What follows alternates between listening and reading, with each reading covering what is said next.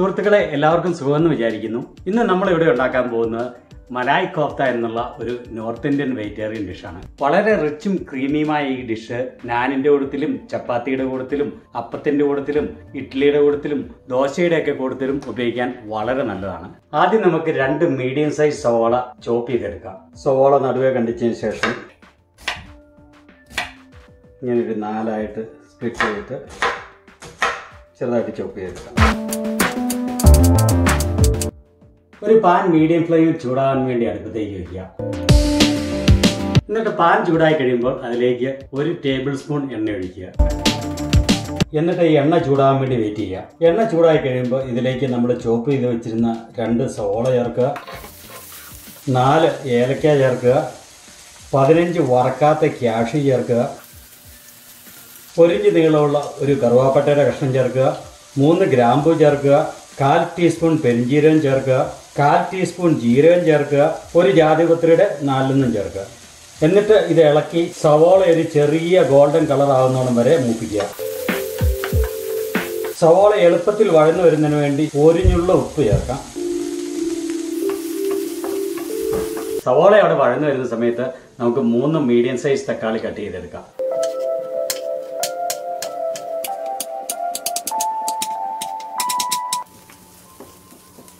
ഇപ്പം നമ്മുടെ സവാള ഒരു മീഡിയം ഗോൾഡൻ കളറായിട്ട് വന്നിട്ടുണ്ട്. ഇനി ഇതിലേക്ക് ആ ചോപ്പ് ചെയ്ത് വെച്ച തക്കാളി ചേർക്കാം.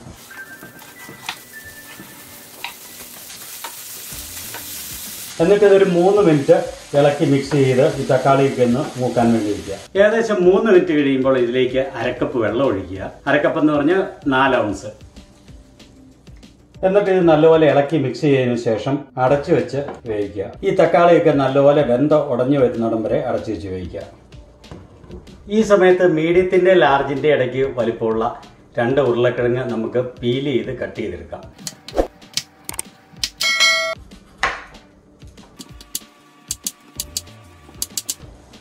ഈ സമയത്ത് നമ്മുടെ തക്കാളി ഇവിടെ നല്ലപോലെ ഉടഞ്ഞു വന്നിട്ടുണ്ട്. ഇനി സ്റ്റൗ ഓഫാക്കി നമുക്കിത് തണുക്കാൻ വേണ്ടി മാറ്റി വയ്ക്കാം. അത് തണുക്കാൻ വേണ്ടി മാറ്റി വെച്ചിരിക്കുന്ന സമയത്ത് നമുക്ക് ആ ഉരുളക്കിഴങ്ങ് പുഴുങ്ങിയെടുക്കാം.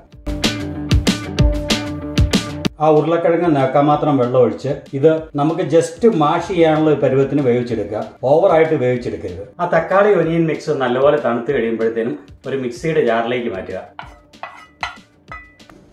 അതിനുശേഷം ഇതിലേക്ക് 1/2 ഇഞ്ച് 3/4 ഇഞ്ച് നീളമുള്ള ഒരു ഇഞ്ചിയുടെ കഷ്ണവും 2 വെളുത്തുള്ളി അല്ലിയും അരിഞ്ഞു ചേർക്കുക.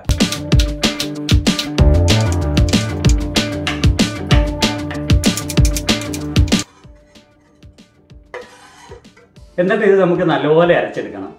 ഒരു തരി പോലും ഇല്ലാതെ വളരെ ഫൈനായിട്ട് വേണം അരച്ചെടുക്കാൻ.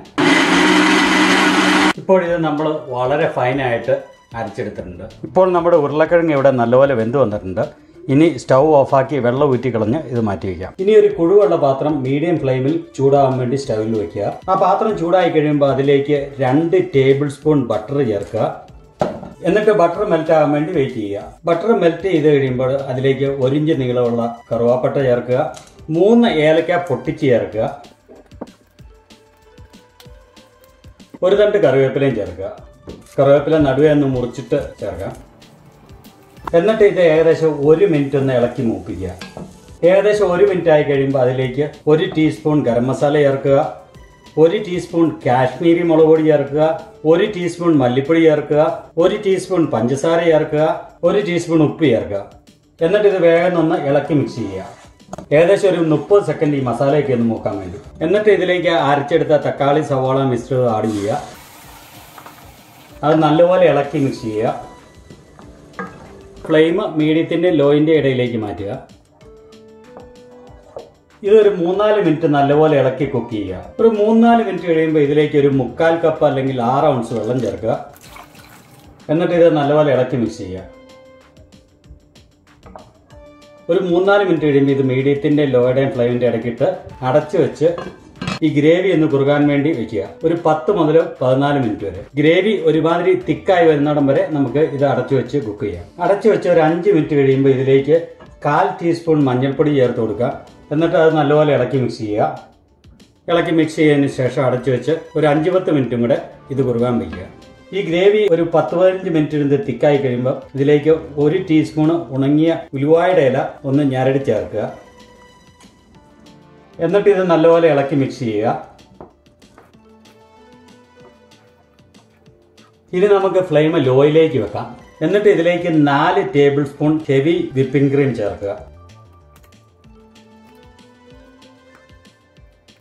അതിനുശേഷം ഇത് ഇളക്കി മിക്സ് ചെയ്യുക.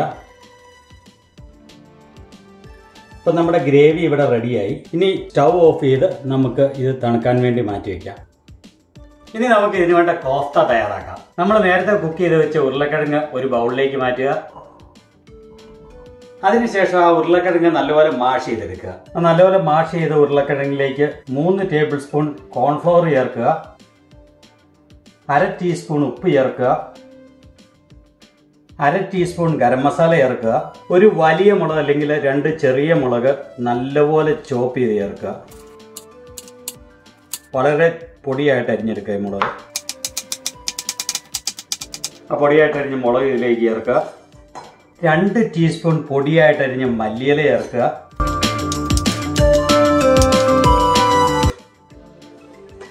ഇതിലേക്ക് 1 കപ്പ് ഉടച്ചെടുത്ത പനീർ ചേർക്കുക. പനീർ എന്ന് പറഞ്ഞാൽ ഒരു ഇന്ത്യൻ ചീസാണ്. ഇന്ത്യൻ കടയിലൊക്കെ മേടിക്കാൻ കിട്ടും. അതിനുശേഷം ഇത് നല്ലപോലെ മിക്സ് ചെയ്തെടുക്കുക.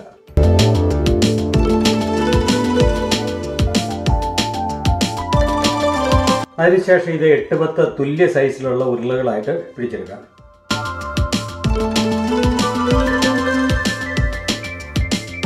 ഈ ബോളുകൾക്കാണ് കോഫ്ത എന്ന് പറയുന്നത് കേട്ടോ.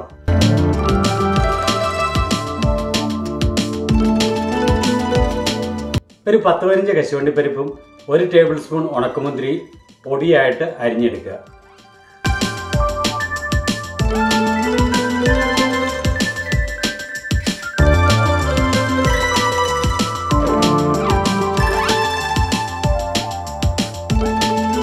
എന്നിട്ട് ഈ പൊടിയായിട്ട് അരിഞ്ഞ കശുവണ്ടിപ്പരിപ്പ് ഉണക്കമുന്തിരിയും കൂടെ നല്ലപോലെ മിക്സ് ചെയ്യുക.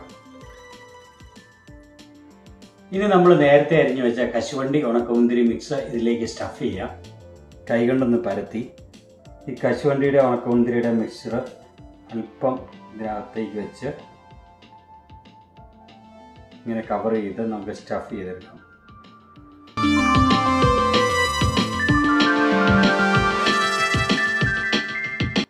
എന്നിട്ട് വീണ്ടും കൈകൊണ്ട് ഷേപ്പ് ചെയ്യുക. അങ്ങനെ ഇത് മൊത്തം നമുക്ക് സ്റ്റഫ് ചെയ്യാം.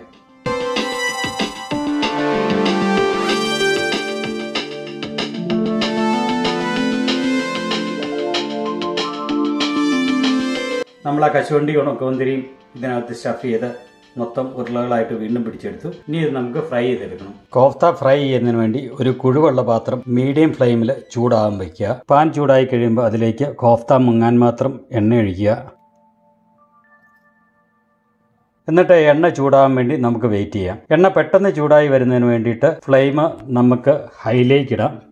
എണ്ണ ചൂടായ എന്നറിയുന്നതിന് വേണ്ടി നമുക്കൊരു ചെറിയ ഉരുള ഇതിലേക്ക് ഇട്ട് നോക്കാം. ആ ഉരുള പൊങ്ങി കിടക്കുന്നുണ്ടെങ്കിൽ എണ്ണ ചൂടായി. ഇപ്പോൾ ഇത് കണ്ട് ഉരുള താന്നാണ് ഇരിക്കുന്നത്. അപ്പോൾ എണ്ണ ചൂടായില്ലെന്നാണ് അർത്ഥം. എണ്ണ അല്പം കൂടെ ചൂടാണ്.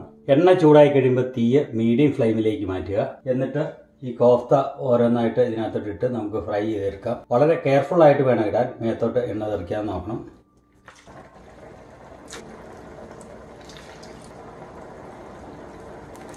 ഞാൻ ഒരേ സമയം 4 എണ്ണം ഇട്ടാണ് ഫ്രൈ ചെയ്യുന്നത്. കൂടുതലിട്ടാൽ എണ്ണ കവിഞ്ഞു പോകാനുള്ള സാധ്യതയുണ്ട്. എന്നിട്ട് ഇതൊരു ഗോൾഡൻ ബ്രൗൺ കളർ ആവുന്നോടം വരെ ഫ്രൈ ചെയ്യുക.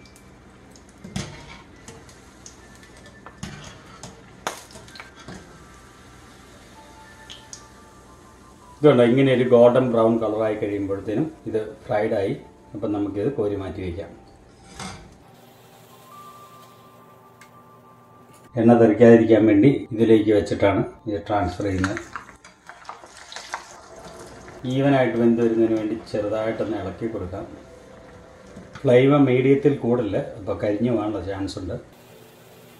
ഇതുണ്ട്, ഇങ്ങനെ ഗോൾഡൻ ബ്രൗൺ കളറായി കഴിയുമ്പോഴത്തേനും നമുക്ക് ഇത് കോരി മാറ്റാം. നിങ്ങൾക്ക് ഇഷ്ടമുണ്ടെങ്കിൽ അല്പം കൂടെ ഡാർക്ക് ബ്രൗൺ ആയിട്ട് വേണമെങ്കിലും ഫ്രൈ ചെയ്യാം. ഇത് ഉണ്ടോ, ഇതിപ്പം ഗോൾഡൻ ബ്രൗൺ, ഇത് അല്പം കൂടെ ഡാർക്കായിട്ട് അല്പം കൂടെ ഡീപ് ഫ്രൈ ചെയ്തതാണ്. അപ്പോൾ നമ്മൾ എല്ലാം അങ്ങനെ ഫ്രൈ ചെയ്ത് എടുത്തിരിക്കുകയാണ്. ഇതാണ് മലായി, ഇത് കോഫ്ത. ഇനി നമുക്ക് മലായി കോഫ്ത അസംബിൾ ചെയ്യാം. ഇത് സെർവ് ചെയ്യുന്നതിന് തൊട്ട് മുമ്പ് മാത്രമേ ഈ ഗ്രേവിയിലേക്ക് കോഫ്ത ഇടാവുള്ളൂ, എന്നാലേ കോഫ്ത ക്രഞ്ചി ആയിട്ടിരിക്കുകയുള്ളൂ. അപ്പം ഈ ഗ്രേവിയിലേക്ക് കോഫ്ത ഇടാം. അങ്ങനെ നമ്മുടെ മലായ് കോഫ്ത ഇവിടെ റെഡി ആയിരിക്കുകയാണ്. ഒരു ലൈക്ക് അടിക്കാനും കമൻ്റ് ഇടാനും മറക്കല്ലേ. പിന്നെ ചാനൽ ഒന്ന് സബ്സ്ക്രൈബ് ചെയ്യുമല്ലോ അല്ലേ. ചാനലിലുള്ള മറ്റ് ട്രാവൽ ആൻഡ് കുക്കിംഗ് വീഡിയോകൾ സമയം പോലെ കാണാനും മറക്കല്ലേ. നിങ്ങളുടെ സപ്പോർട്ടിന് ഒത്തിരി നന്ദി.